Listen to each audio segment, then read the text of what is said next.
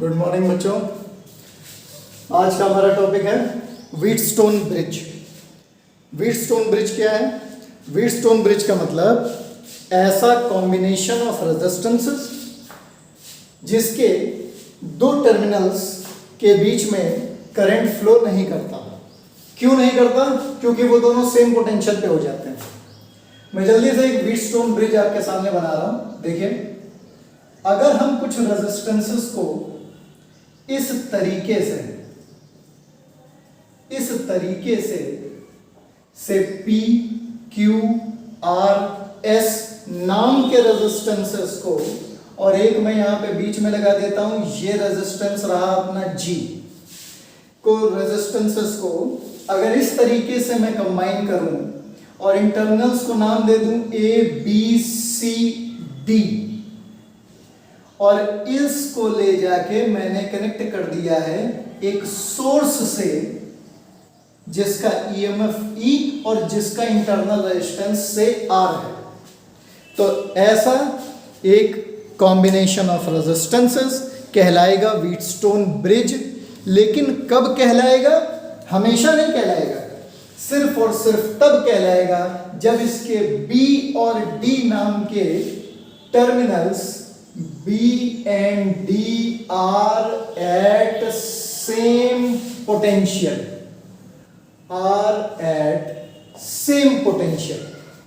और जब ऐसा होगा कि इसके ये दोनों टर्मिनल सेम पोटेंशियल पे होंगे तो इस बीच वाले यानी कि BD के बीच में जो रेजिस्टेंस लगा है इस वायर में करंट फ्लो नहीं करेगा। सबसे पहले हम देख लेते हैं थोड़ा सा करंट का, कि इस सोर्स से जो मेन करंट निकला से I नाम का एक मेन करंट इससे निकला और ये पहुंचा हमारे टर्मिनल A पर। A टर्मिनल पे पहुंचने के बाद ये करंट अब आगे जंक्शन रूल के हिसाब से दो अलग अलग वायर्स में डिवाइड होगा।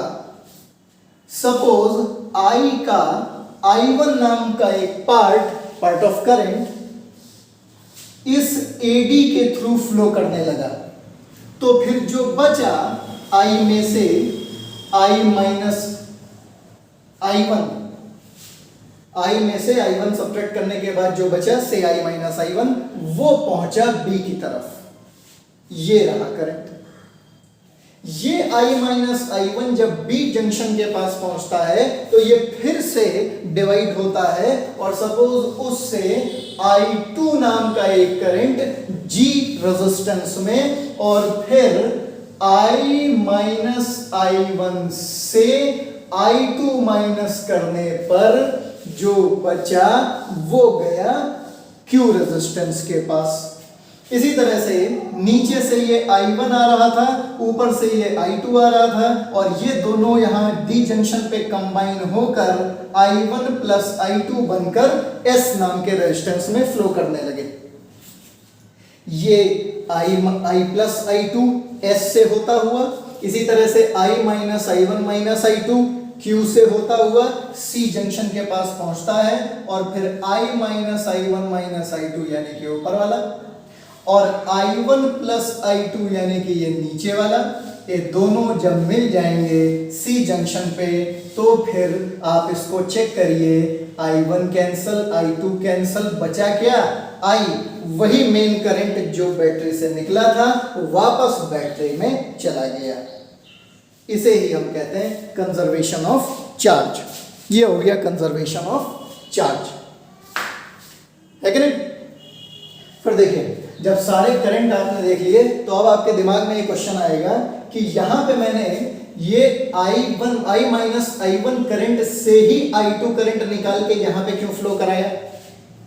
ये जो I1 नीचे आया था इससे भी तो कोई करंट इसमें जा सकता था G वाले में, यानी G में जो करंट है से I2 उसकी डायरेक्शन यही क्यों है? यहां से यहां क्यों नहीं हो सकती थी?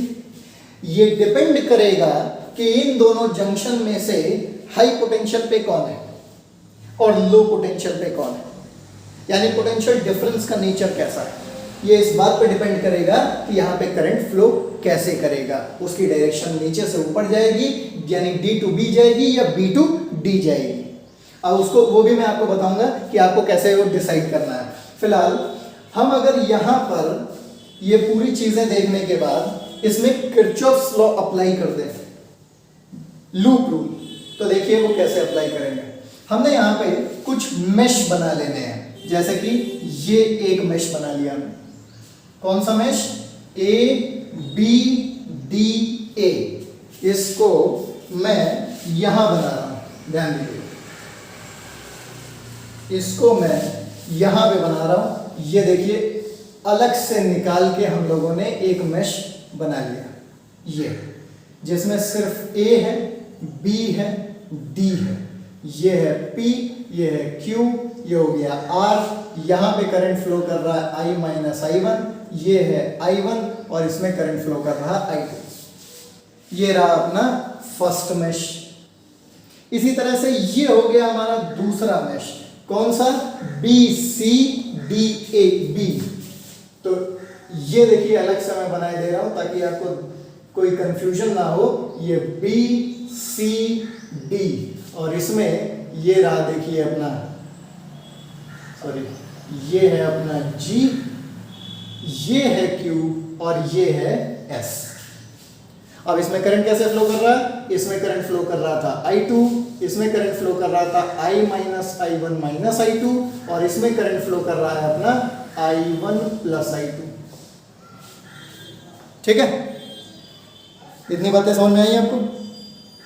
फिर देखिए, अगर हम चाहें तो यहां पे एक तीसरा मेश भी बना सकते हैं, ये वाला। फिलहाल हम लोग ये सिर्फ दो मेश बनाएंगे, इन दो मेश को आप गौर करिए। तो यहाँ पे ये हमारा दूसरा मेश है, ये हमारा पहला मेश है, और अब हमें क्या करना है? हमें अपने फर्स्ट मेश यानी कि ए बी डी और ए में कोई एक करंट जिसकी डायरेक्शन हम मेश की डायरेक्शन ही मान लेंगे, उसको चूज करना है। मान लिया हमने इस I1 को चूज किया, और इसकी जो डायरेक्शन है वो एंटी क्लॉकवाइज डायरेक्शन इंडिकेट कर रही है। तो हमारे इस मेश की भी डायरेक्शन हमने मान ली एंटी क्लॉकवाइज। ये सिर्फ ये आपके ऊपर है, ये आपके ऊपर है, आप डायरेक्शन किसको मानते हो, किस करंट की डायरेक्शन को आप अपने मेश की डायरेक्शन मानते हो, ये आपके ऊपर है। ठीक है, आप किसी को भी मान सकते हो। तो आपने I1 की डायरेक्शन मानी, और अब हम क्या करेंगे? हम लूप रूल में पोटेंशियल डिफरेंस कंसिडर करते हैं। पोटेंशियल डिफरेंस कंसिडर करते हैं तो हम क्या करेंगे? हम यहां से ए से लेके इस पूरे मेश में जितने भी पोटेंशियल डिफरेंस हैं सबका सम जीरो के अगेंस्ट रखेंगे। तो हम ए से चले, ए से डी के बीच में देखिए ये रेजिस्टेंस है हमारा आर। तो हमें ये देखना है कि यहां पर पोटेंशियल डिफरेंस कितना है, और ओम्स लॉ के अकॉर्डिंग पोटेंशियल होता है IR, यानी किसी रेजिस्टेंस में कितना पोटेंशियल होगा उसमें बहने वाले करंट को उससे मल्टीप्लाई कर दीजिए, बस आपको पोटेंशियल मिल जाएगा।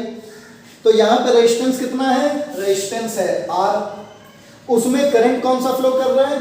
उसमें बहने वाला करंट है I1, दोनों को मल्टीप्लाई कर दिया I1 इंटू R, तो वो हो गया A और D के बीच का पोटेंशियल, ये रहा।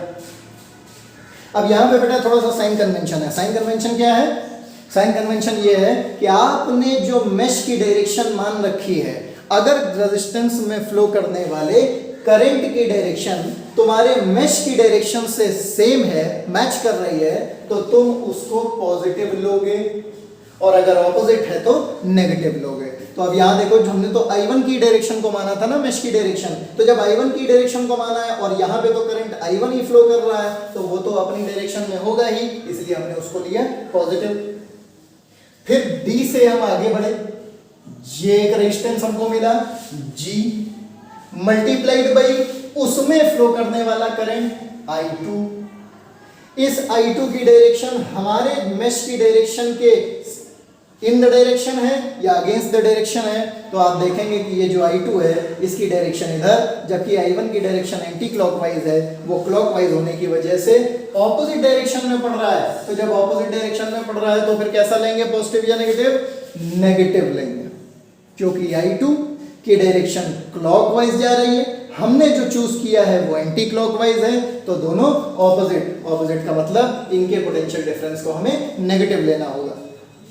फिर B से A तक गए, तो जब B से A तक गए तो वहां पे रेजिस्टेंस हमें मिला P, और P में फ्लो करने वाला करंट I माइनस I1, ये हो गया इसका पोटेंशियल डिफरेंस। अब इसमें डायरेक्शन अगर आप देखें तो इस करंट की डायरेक्शन P में फ्लो करने वाले करंट I माइनस I1 की डायरेक्शन भी क्लॉकवाइज है, जबकि हमने डायरेक्शन एंटी क्लॉकवाइज मान रखी है, तो इसको भी हम कैसा लेंगे, नेगेटिव। अब वापस एक बार पहुंच गए, कोई और रेजिस्टेंस नहीं है, कोई और पोटेंशियल डिफरेंस नहीं है, तो बस इन सब का सम किसके अगेंस्ट रख दिया, जीरो के अगेंस्ट रख दिया। इन सब का सम जीरो के अगेंस्ट रख दिया आपने, ठीक है। इसी तरह से अब सेकंड मैश को देख लेते हैं। सेकंड मैश क्या है अपना, देखिए सेकंड मैश है बी डी सी बी, इसको गौर करिएगा। तो फिर हमने यहां भी डायरेक्शन माननी है, हमने I2 की डायरेक्शन यानी कि जो एंटी क्लॉकवाइज डायरेक्शन में जा रहा था, हमने वही डायरेक्शन मान ली अपने मैश की डायरेक्शन, और जब हमने वही अपने मैश की डायरेक्शन मानी तो फिर अब B से जब D तक पहुंचे तो उसके बीच में एक रेजिस्टेंस लगा था से G, ये मैश है हमारा B D C B। तो G नाम के रेजिस्टेंस में कौन सा करंट फ्लो कर रहा है, I2 नाम का करंट फ्लो कर रहा है। हमने मैश की डायरेक्शन क्या मानी है, एंटी क्लॉकवाइज, I2 की डायरेक्शन, तो ये कैसा होगा, ये पोटेंशियल डिफरेंस पॉजिटिव होगा। फिर जैसे ही हम D से C की तरफ गए तो हमें रेजिस्टेंस मिला S, उस रेजिस्टेंस में मल्टीप्लाई करना है उसी में फ्लो करने वाला करंट, और वो है I1 प्लस I2। तो जब हमने रेजिस्टेंस में उसका करंट मल्टीप्लाई किया तो मिल गया पोटेंशियल डिफरेंस। अब इसकी डायरेक्शन अगर आप देखें तो इसकी भी डायरेक्शन एंटी क्लॉकवाइज है, हमारे मैश की भी डायरेक्शन एंटी क्लॉकवाइज है, तो ये कैसा लिया जाएगा, पॉजिटिव। फिर C से B के बीच में एक और रेजिस्टेंस लगा है Q, और उस Q में फ्लो करने वाला current I minus I1 minus I2। जब दोनों को मल्टीप्लाई किया तो ओम्स लॉ से हमें मिल गया वोल्टेज यानी कि पोटेंशियल, और उस पोटेंशियल की डायरेक्शन क्या होगी, उस पोटेंशियल का साइन क्या होगा, ये डिपेंड करेगा कि इसमें फ्लो करने वाला करंट जो कि I minus I1 minus I2 है वो कैसा है, वो उसकी डायरेक्शन देखिए क्लॉकवाइज है, और हमारे मैश की डायरेक्शन कैसी है, हमारे मैश की डायरेक्शन एंटी क्लॉकवाइज है, जबकि इसकी डायरेक्शन क्लॉकवाइज जा रही है, तो इसको हम कैसा लेंगे, नेगेटिव। और इन सब के सम को क्या कर दिया, जीरो के अगेंस्ट कर दिया, ठीक है। अब आप समझिए व्हीटस्टोन ब्रिज का क्या था प्रिंसिपल, क्या बताया था आपको कि B और D सेम पोटेंशियल पे रहेंगे। तो जब B और D सेम पोटेंशियल पे रहेंगे तो इसमें कोई करंट फ्लो करेगा ही नहीं, क्योंकि जब दो टर्मिनल सेम पोटेंशियल पे होते हैं तो उनमें कोई करंट फ्लो नहीं करता, उनके बीच में कोई करंट फ्लो नहीं करता। और जब करंट नहीं फ्लो करेगा तो इसका मतलब I2 का वैल्यू क्या हो जाएगा, जीरो। तो I2 जब यहाँ पे कोई करंट फ्लो ही नहीं करेगा तो I2 का वैल्यू हो गया जीरो। अब जब I2 के वैल्यू को आप जीरो रखेंगे तो यही इक्वेशन आपके देखिए क्या हो जाएंगे, यहाँ पे I2 की जगह जब आप जीरो रख देंगे तो ये वैल्यू पूरी जीरो हो गई, बचा I1R, और यहाँ पे माइनस का IP और प्लस का I1P is equal to zero. गौर करिए, आप यहां से P कॉमन ले लीजिए अगर, तो ब्रैकेट में आ जाएगा माइनस का I प्लस का I1 इज इक्वल टू, इस I1R को दूसरी तरफ भेज दीजिए तो ये माइनस का हो गया, ठीक है। इसको हम कैसे लिख सकते हैं, इसको हम लिख सकते हैं P, यहां दोनों से माइनस कॉमन ले लीजिए तो ब्रैकेट में आ गया I minus I1, sign change हो जाएंगे, इज इक्वल टू माइनस का I1R। अब अगर दोनों तरफ माइनस हटा दीजिए तो P I minus I1 is equal to I1, ये एक इक्वेशन आपके पास आ गया। इसी तरह से दूसरे इक्वेशन को अगर आप गौर करिए तो उसमें भी I2 का वैल्यू जब आप 0 रख देंगे तो एक तो यहां, दूसरा यहां और तीसरा देखिए यहां पे I2। जब इन तीनों जगह आप I2 की जगह 0 रखेंगे तो इनके सारे वैल्यूज हो जाएंगे 0। बचेगा क्या क्या, एक I1 का S से मल्टीप्लीकेशन, ये बचे, फिर एक ये माइनस का I का Q से, फिर माइनस माइनस प्लस का I1Q इज इक्वल टू 0, ये बचा। अब देखिए यहां पे फिर से अगर मैं Q कॉमन ले लूं तो ब्रैकेट में आ रहा माइनस का I प्लस का I1 is equal to minus का I1S। I1S को दूसरी तरफ भेज दिया तो वो माइनस का I1S हो गया। यहां फिर मैं अगर माइनस का साइन कॉमन ले लेता हूं तो I minus I1 is equal to minus का I1S। दोनों तरफ माइनस हटा दीजिए, Q I minus I1 is equal to I1S। ये आ गया दूसरा इक्वेशन। अब जरा दोनों इक्वेशन को गौर करिए तो एक इक्वेशन है P I minus I1 is equal to I1 R और दूसरा इक्वेशन है Q I minus I1 is equal to I1 S।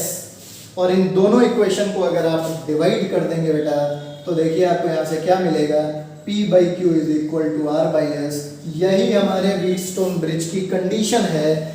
और अब इसको हम उल्टा पढ़ेंगे। अभी तक हम क्या कह रहे थे, तक हम कह रहे थे कि व्हीटस्टोन ब्रिज वो ब्रिज होगा, वो कॉम्बिनेशन ऑफ रेजिस्टेंसेस होगा इस तरीके का जिसमें कि B और D सेम पोटेंशियल पे होंगे और उनके बीच में कोई करंट फ्लो नहीं करेगा।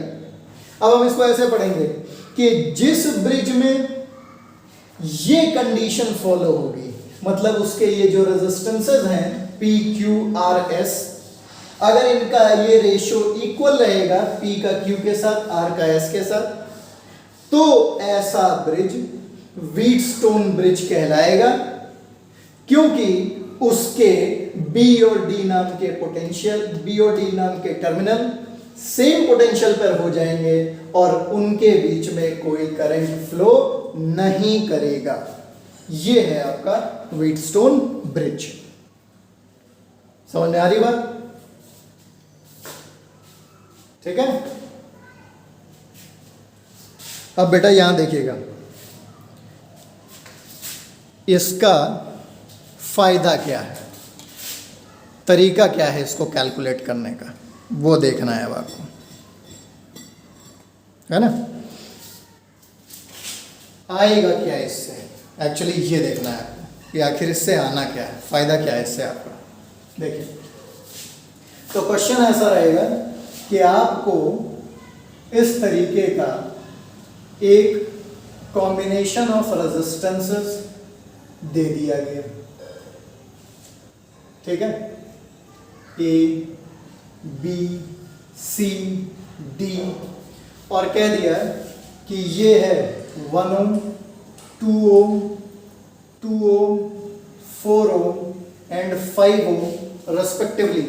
और फिर आपसे कहा गया कि A और C टर्मिनल के अक्रॉस, A और C टर्मिनल के अक्रॉस इक्विवेलेंट रेजिस्टेंस कैलकुलेट करके दिखाइए।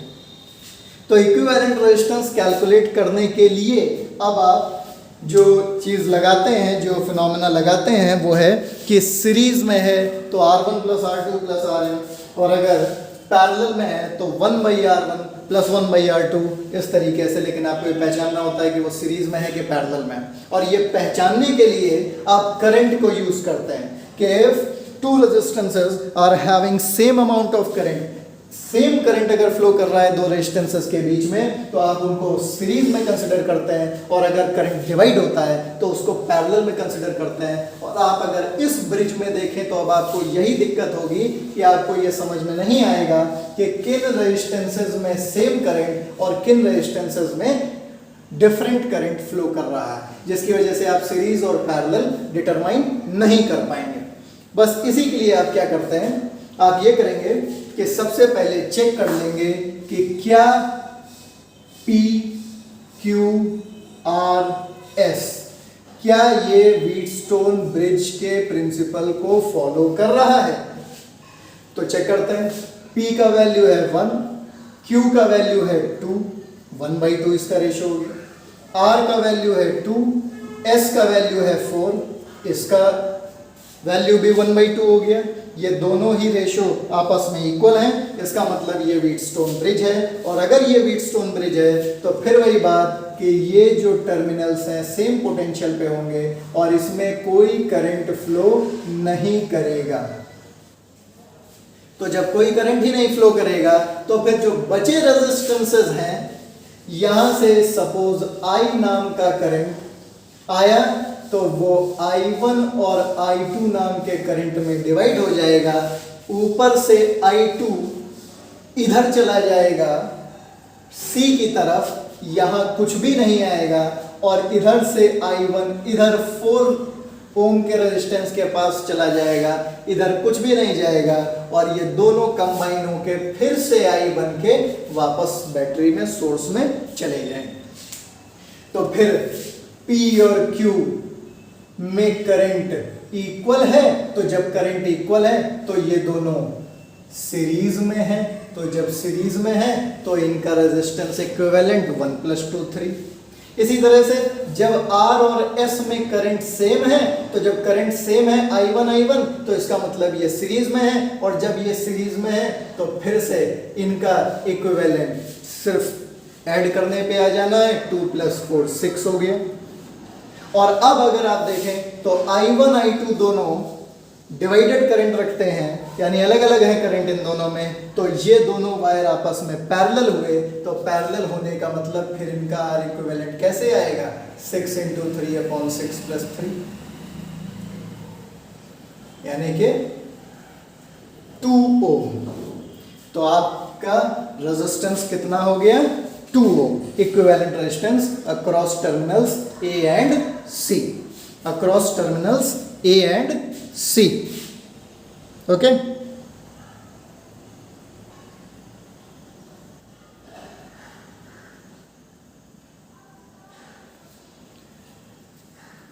बात समझ में आई बेटा आपको?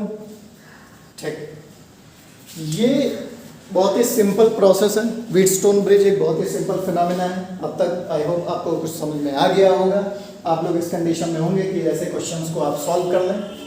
लेकिन दिक्कत कहाँ पे आती है? दिक्कत इसके नेक्स्ट पार्ट में आती है। अब आपको ये जानना है कि ये तो ठीक है कि जब कोई ऐसा ब्रिज व्हीटस्टोन ब्रिज होगा तो उसका इक्विवेलेंट रेजिस्टेंस आपने ऐसे निकाल लेना है।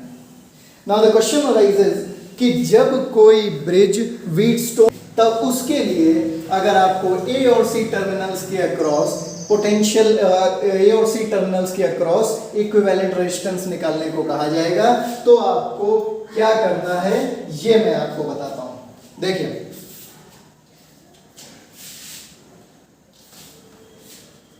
हम लोग वापस अपने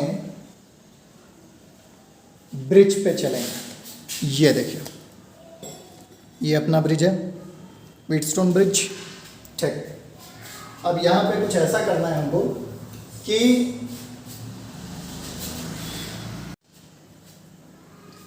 तो देखिए बेटा, अब हम लोग बात कर लेते हैं कि अगर ये एक, फिर हम लोग क्या करेंगे।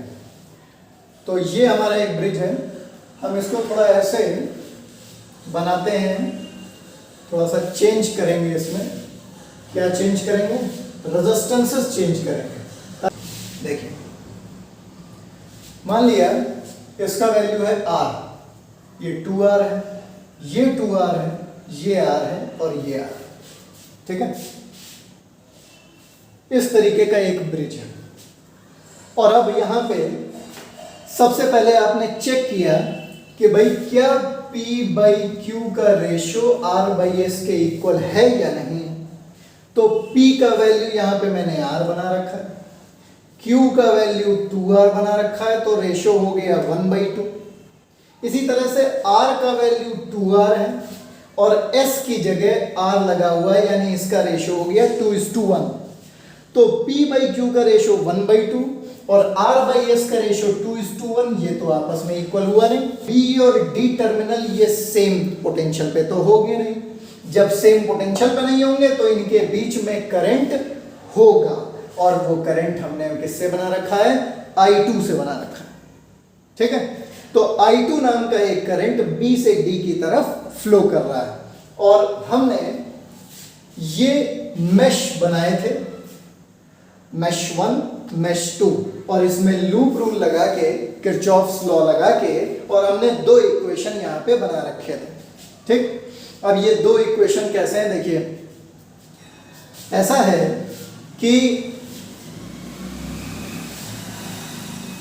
यहां पर हमने जो मेश बनाया ABDA,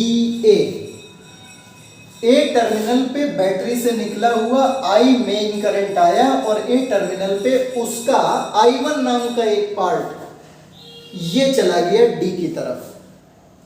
इसी तरह से जब I1 इधर गया तो बचा I माइनस I1, वो गया B की तरफ। हाँ? जब ये I माइनस I1 B की तरफ गया तो वहां से फिर से उससे I2 नाम का एक करंट इससे कट के आया इधर, तो फिर बचा I माइनस I1 जो कि टोटल यहां तक पहुंचा था, और उसमें से हमने I2 माइनस किया, तो ये बाकी का करंट गया C तक। और अब नीचे से जो I1 आ रहा था उससे ये I2 मिलके हमारे इस वाले रेजिस्टेंस में I1 और I2 दोनों का एडिशन ये C टर्मिनल तक पहुंचता है। जब इसको और इसको आप ऐड करोगे C टर्मिनल पे तो माइनस का I1 माइनस का I2 प्लस के I1 प्लस के I2 से कैंसिल होके I बचेगा, और वो चला जाएगा वापस बैटरी में। जितना निकला था I उतना ही वापस गया, कंजर्वेशन ऑफ चार्ज फॉलो हो गया। ठीक है, यहां से हमने मेश अलग किया, ये रहा हमारा पहला मेश ABDA, और इसमें हमने I1 करंट की डायरेक्शन को अपने मेश की डायरेक्शन माना, यानी कि ये रही I1 की डायरेक्शन, तो हमने यही एंटी क्लॉकवाइज डायरेक्शन मान ली अपने मेश की। और अब इक्वेशन बनाने के लिए हमने पोटेंशियल कंसिडर करना है, तो जब पोटेंशियल कंसिडर करना है तो जब हम A से चले D तक, तो AD के बीच में एक रेजिस्टेंस है 2R नाम का, 2R नाम के रेजिस्टेंस में, कितना, 2R नाम के रेजिस्टेंस में, मैं इक्वेशन पूरी बना लेता हूं फिर से। देखिए, तो ABDA नाम का एक मेश, और उसमें हम चल रहे हैं A से D के बीच में रेजिस्टेंस है 2R।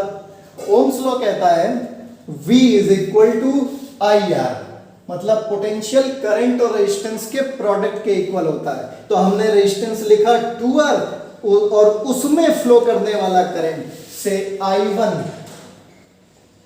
ये हो गया मल्टीप्लाई करके पोटेंशियल डिफरेंस, और लूप रूल में हम पोटेंशियल डिफरेंस ही कंसिडर करेंगे। अब ये प्रोडक्ट है पोटेंशियल डिफरेंस, और इसमें फ्लो करने वाला करंट हमारे मेश में फ्लो करने वाले मेश की डायरेक्शन के सेम डायरेक्शन में है, यानी जिस डायरेक्शन में करंट जा रहा है उसी डायरेक्शन में मेश की डायरेक्शन है। तो हम इसको कैसा कंसिडर करेंगे, पॉजिटिव कंसिडर करेंगे। फिर D से B तक एक रेजिस्टेंस है R, और इस R में मल्टीप्लाई करना है इसमें फ्लो करने वाला करंट से I2, बन गया पोटेंशियल डिफरेंस। अब इसकी डायरेक्शन, यानी इसमें फ्लो करने वाले करंट की डायरेक्शन किधर है, हमारे मेश की डायरेक्शन जो कि एंटी क्लॉकवाइज है उसके अगेंस्ट है, ये क्लॉकवाइज जा रहा है। तो जब अगेंस्ट डायरेक्शन हो तो हमें कैसा साइन लगाना है, नेगेटिव साइन लगाना है। इसी तरह से B से A की तरफ जब गए तो हमें एक रेजिस्टेंस मिला फिर से R, और उसमें कौन सा करंट फ्लो कर रहा है, I माइनस I1, वो उसमें मल्टीप्लाई कर दिया। इसकी डायरेक्शन क्या है, इसमें करंट ऐसे जा रहा है, मतलब क्लॉकवाइज जा रहा है, और हमने जो मेश की डायरेक्शन मान रखी है वो एंटी क्लॉकवाइज मान रखी है, तो इस वजह से ये भी कैसा कंसिडर किया जाएगा, नेगेटिव। और फिर इन सारे पोटेंशियल्स का सम कितना हो जाएगा, 0। ठीक है, फिर देखिए दूसरा मैश देखते हैं, बी डी सी बी, ठीक है, बी डी सी बी, ये दूसरा मैश हो गया हमारा। ये इधर देखिए बना रखा है, ठीक है, ये आर रेजिस्टेंस है, ये 2R है और ये R है। अब यहां पे हमने I2 की डायरेक्शन को चूज कर लिया अपने मेश की डायरेक्शन। तो ये I2 की डायरेक्शन है एंटी क्लॉकवाइज, इसका मतलब हमारे मेश की डायरेक्शन हो गई एंटी क्लॉकवाइज। तो B से चलते हैं, B से D की तरफ R नाम का एक रेजिस्टेंस है, ये रहा R, मल्टीप्लाइड बाई उसमें फ्लो करने वाला करंट, उसमें करंट फ्लो कर रहा है I2। साइन कैसा है, पॉजिटिव या नेगेटिव? हमने I2 की डायरेक्शन को कंसीडर किया था, वो एंटी क्लॉकवाइज है, और मेश की डायरेक्शन हमने एंटी क्लॉकवाइज ली थी, दोनों सेम डायरेक्शन में, तो फिर कैसा लेंगे, पॉजिटिव। फिर D से आगे बढ़े C के पास, तो उनके बीच में फिर एक रेजिस्टेंस है, से R मल्टीप्लाइड बाई उसमें फ्लो करने वाला करंट I1 प्लस I2। इस करंट की डायरेक्शन एंटी क्लॉकवाइज है और हमारे मेश की डायरेक्शन भी एंटी क्लॉकवाइज है, तो कैसा लिया जाएगा, पॉजिटिव। फिर C से B की तरफ बढ़े तो I minus I1 minus I2 नाम का करंट फ्लो कर रहा है, और रेजिस्टेंस वहां का है 2R, दोनों को मल्टीप्लाई किया तो पोटेंशियल डिफरेंस बन गया। ये पोटेंशियल डिफरेंस में इस करंट की डायरेक्शन क्लॉकवाइज जा रही है, जबकि हमारे मेश की डायरेक्शन हमने एंटी क्लॉकवाइज ले रखी है, दोनों ऑपोजिट है, तो कैसा लिया जाएगा, नेगेटिव। और अब सारे पोटेंशियल्स का सम कितना, 0। अब आप एक काम करिए, जब दोनों इक्वेशन आपके बन जाएं तो फिर आप इनमें I1 और I2 को मेन करंट I के टर्म में सॉल्व कर लीजिए। जैसे इसको थोड़ा सा ओपन करेंगे और ध्यान दीजिए सारे टर्म्स में R है, तो आप चाहें तो R कॉमन लेके दूसरी तरफ जब भेजेंगे डिवाइड करेंगे तो वो वैसे ही 0 हो जाना है। यहां बचेगा I1 इंटू 2 माइनस का I2, फिर माइनस का I और प्लस का I1 इज इक्वल टू 0। ये I1 2I1 प्लस I1 हो गया 3I1 माइनस का I2, और इस I को दूसरी तरफ भेज दो, इसको बना लो फर्स्ट इक्वेशन अपना। ये हो गया तुम्हारा फर्स्ट इक्वेशन, ठीक है। फिर देखिए दूसरे वाले इक्वेशन में देखिए, इसमें भी अगर आप R कॉमन लेके दूसरी तरफ ले जाएं तो वो 0 हो जाना है। बचेगा आपका I2 plus I1 plus I2 minus 2I minus minus plus 2I1 minus minus plus 2I2 is equal to 0। फिर देखिए अब इसमें क्या कुछ कैंसल आउट हो रहा है, इसको गौर कर लेते हैं भाई। ये रहा I1 एक, ये रहा I2 1 एक दूसरा, और तो कहीं नहीं है, तो 2 प्लस 1 3I1। इसी तरह से I2 वाले, ये एक I2 है, ये एक I2 है और ये एक I2 है कि नहीं, हुए ना, ठीक है। तो अब अगर इनको देखें आप तो 1 2 और 2 यानी टोटल हो गया 4I2, और पॉजिटिव है इज इक्वल टू I आपके पास ये रहा, जिसको आपने दूसरी तरफ भेजा तो वो 2I हो गया। कितना हो गया, 2I, है कि नहीं। तो ये है बेटा आपके पास आपकी equation, 3I1 plus 4I2 is equal to 2I। ये दूसरी इक्वेशन हो गई आपकी। अब आप इन दोनों इक्वेशंस को सॉल्व कर लीजिए। ये इक्वेशन पहली वाली मैं इसके नीचे लिखे दे रहा हूं ऐसे, और फिर हमने दोनों इक्वेशन को सब्ट्रैक्ट कर देना है।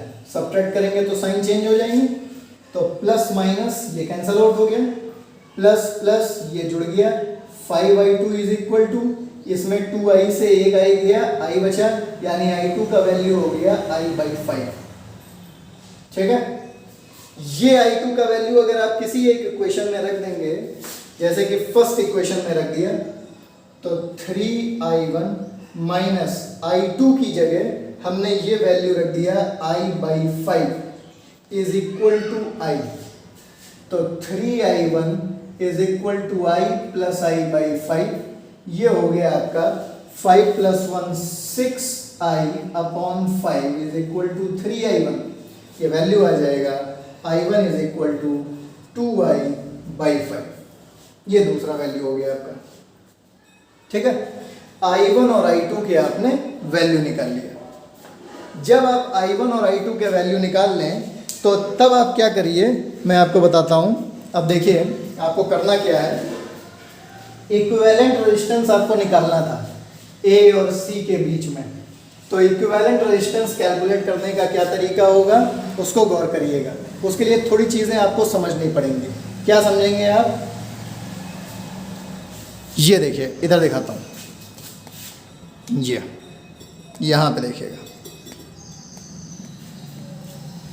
देखिए बेटा, आपका जो सर्किट था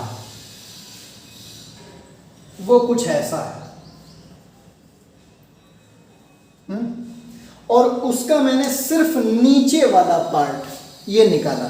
देखिए A C D, ठीक, ये टर्मिनल थे, ये 2R, ये R, इसमें करंट फ्लो कर रहा है I1 + I2, इसमें करंट फ्लो कर रहा है I1, ठीक है। तो यहां बैटरी से I नाम का करंट निकला और सर्किट में गया और वापस बैटरी में आ गया, ठीक है। ये मेन करंट है आपका।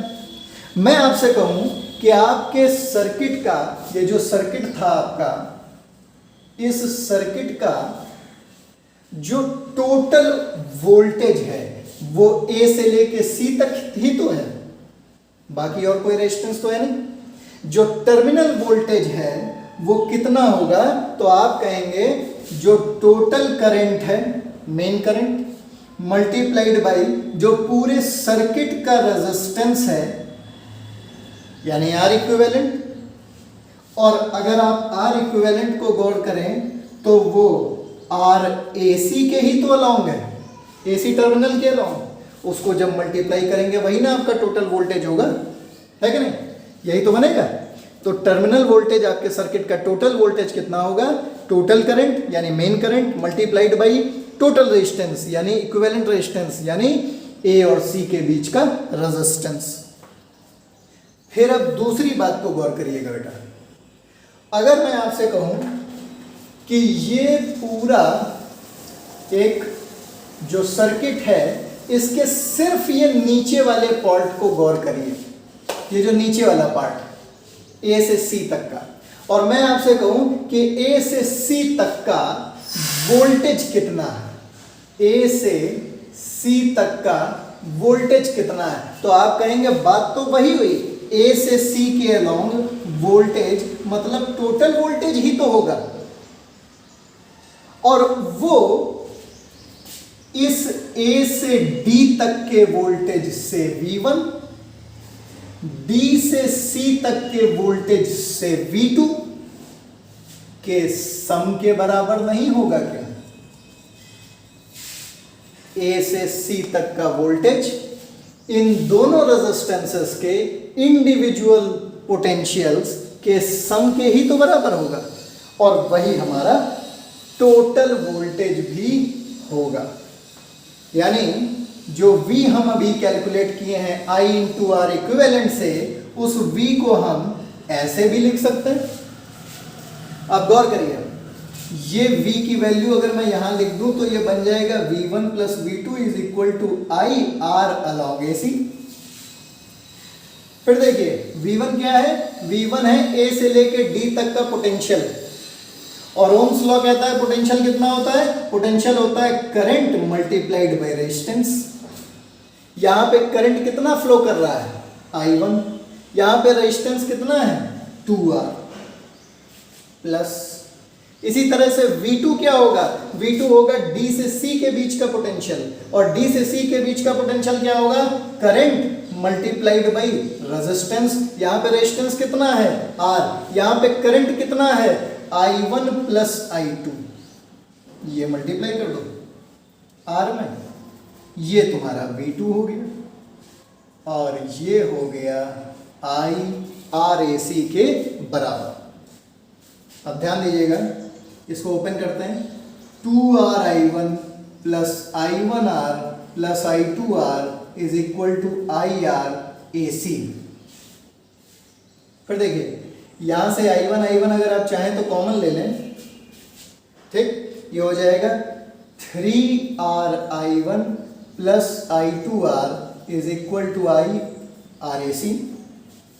R यहां से कॉमन ले लूं, ब्रैकेट में आ जाएगा 3I1 plus I2 is equal to IRAC।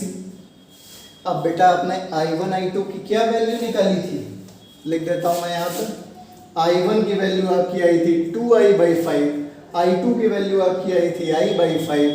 बस आपको वो दोनों वैल्यू यहाँ पे इस इक्वेशन में रख देनी है।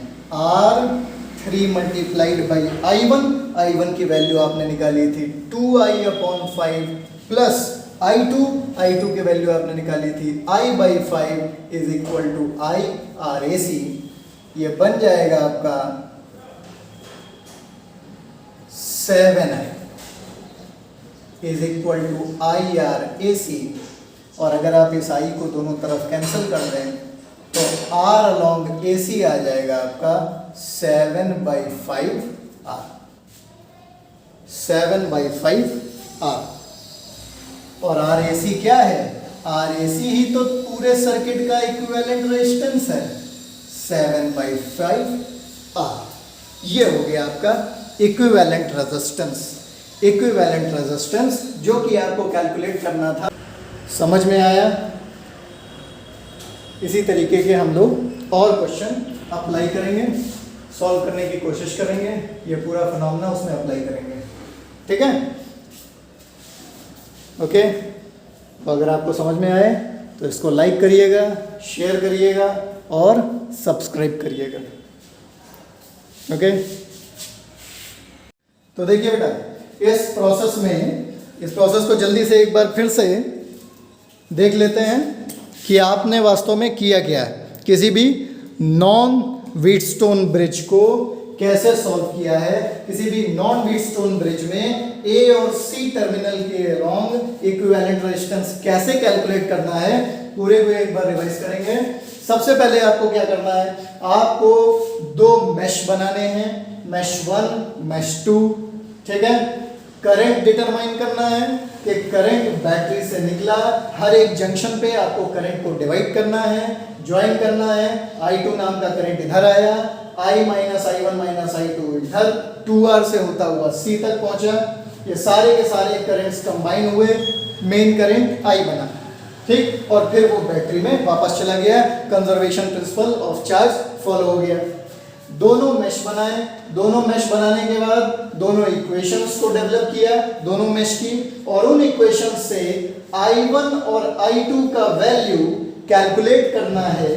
दोनों इक्वेशन की हेल्प से I1 और I2 का वैल्यू कैलकुलेट करना है in terms of I, main current के टर्म्स में कैलकुलेट करना है, मेन करंट के टर्म्स में कैलकुलेट करना है I2 और I1 का वैल्यू।